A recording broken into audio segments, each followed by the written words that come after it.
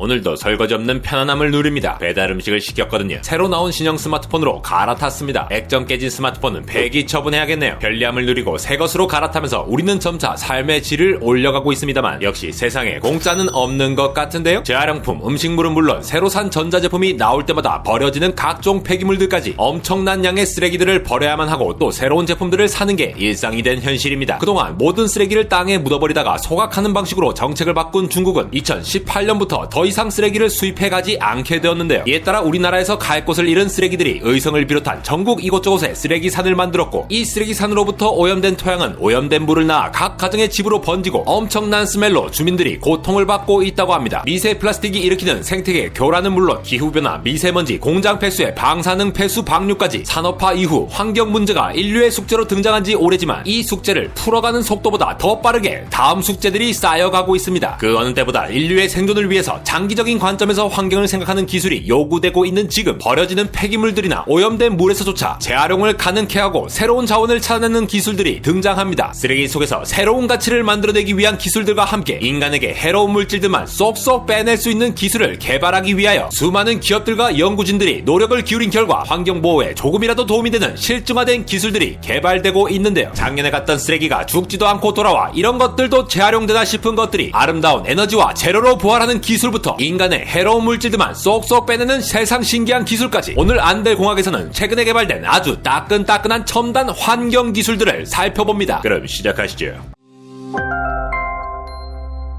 지금 보시는 그래프는 환경부의 전국 폐기물 발생 및 처리 현황 보고서에서 발표된 폐기물 발생량을 연 단위로 정리한 것입니다. 충격적이지만 이 그래프는 1년이 아닌 단 하루에 발생한 양으로 매일 50만 대의 1톤 트럭 쓰레기들이 쏟아져 나온다고 보실 수가 있는데요. 인류 역사상 어느 때보다 눈부신 최첨단 기술이 쏟아지는 2021년 그만큼 버려지는 쓰레기와 재활용이 쉽지 않은 폐기물들도 쏟아지고 있다는 것이죠. 미국의 경우 쓰레기를 땅에 묻어버리거나 태우는 게 더 싸다 보니 분리수거도 하지 않고 재활용품조차 회수되기가 쉽지 않은 상황입니다.